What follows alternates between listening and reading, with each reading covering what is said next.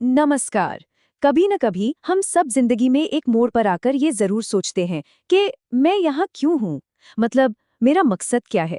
ये एक ऐसा सवाल है जो हम सबको परेशान करता है। तो आज हम इसी सवाल का जवाब भगवद गीता के हजारों साल पुराने ज्ञान में ढूंढने की कोशिश करेंगे और देखेंगे कि वो हमें एक पर्पसफुल लाइफ जीने का रास्ता कैसे दिखाती है। तो चलिए शुरू करते हैं। हम यहाँ क्यों हैं?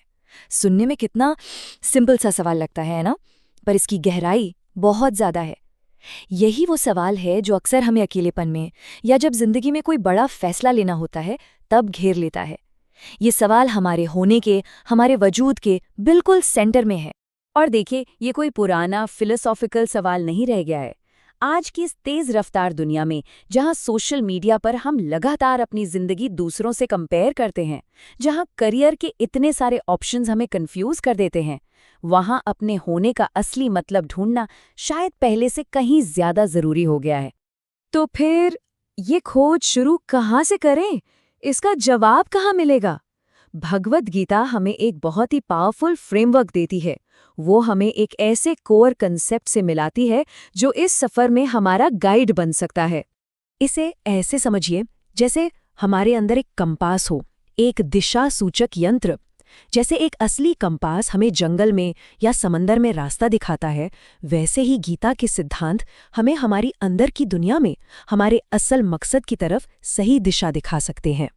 तो ये जो अंदर का कंपास है, गीता इसे एक नाम देती है और वो नाम है धर्म।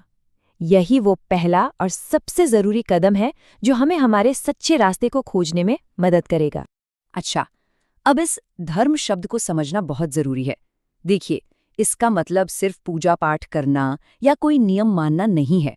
धर्म का मतलब है आपकी अपनी यूनिक नेचर, आपका स्वभाव, वो काम जिसे करने के लिए आप बने हैं।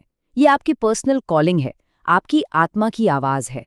चलिए, इसको एक एग्जाम्पल से समझते हैं। नौकरी वो हो सकती है जो हम शायद सिर्फ पैसे के लिए या समाज को दिखाने के लिए करते हैं, लेकिन हमारा धर्म वो है जो हमारे दिल से जुड़ा होता है। ये वो काम है जो करने से हमें सिर्फ तनख्वाह नहीं मिलती, बल्कि एक गहरा सुकून, एक सार्थकता का एहसास मिलता है। तो ठीक है, मान लीजिए हमने अपना धर्म पहचान लिया, पर अब आगे क्या? उस रास्ते पर चलें कैसे? गीता का जवाब बहुत सीधा और सरल है, कर्म के जरिए, मतलब सही एक्शन लेकर। गीता हमें एक पर्पस ड्रिवन लाइफ के लिए 3 बड़े ही प्रैक्टिकल स्टेप्स बताती है। पहला, अपने रास्ते यानी अपने धर्म को पहचानो। दूसरा, जो भी काम करो उस पर अपना 100% फोकस लगा दो।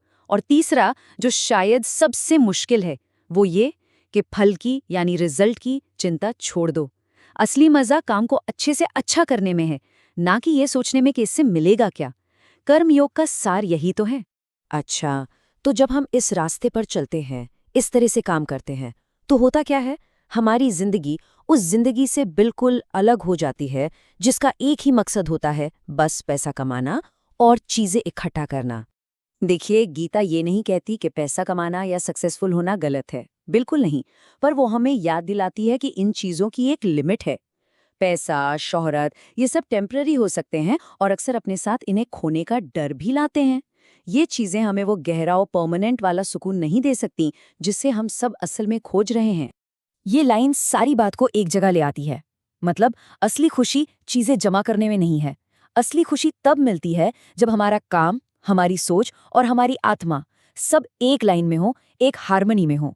जब हम वो करते हैं जिसके लिए हम बने हैं, तब हमें सच्ची सेटिस्फैक्शन मिलती है। और एक बात याद रखनी बहुत जरूरी है कि ये कोई मंजिल नहीं है जहां एक दिन पहुंचकर सब खत्म हो जाएगा। गीता का ये रास्ता तो एक जिंदगी भर का सफर है, एक कंटिन्यूअस प्रैक्टिस है। तो आखिर में सारी बात का सार क्या है? वो ये है कि पर्पस कोई खजाना नहीं है जो एक दिन अचानक से मिल जाएगा। नहीं, ये तो एक बगीचे की तरह है जिसे हमें हर रोज अपने हर काम से सोच समझ कर सींचना पड़ता है, संवारना पड़ता है। ये एक आर्ट है जिसे जिंदगी भर जीना होता है। तो चलिए, इस एक सवाल के साथ आज की बात खत्म करते हैं। गीता की इस रोशनी में जरा खुद से पूछिए, वो कौन सा अनोखा रास्ता है, वो कौन सा धर्म है जिस पर चलने के लिए सिर्फ आप बने हैं? इस सवाल का जवाब ही शायद आपकी सबसे मीनिंगफुल जर्नी की शुरुआत हो।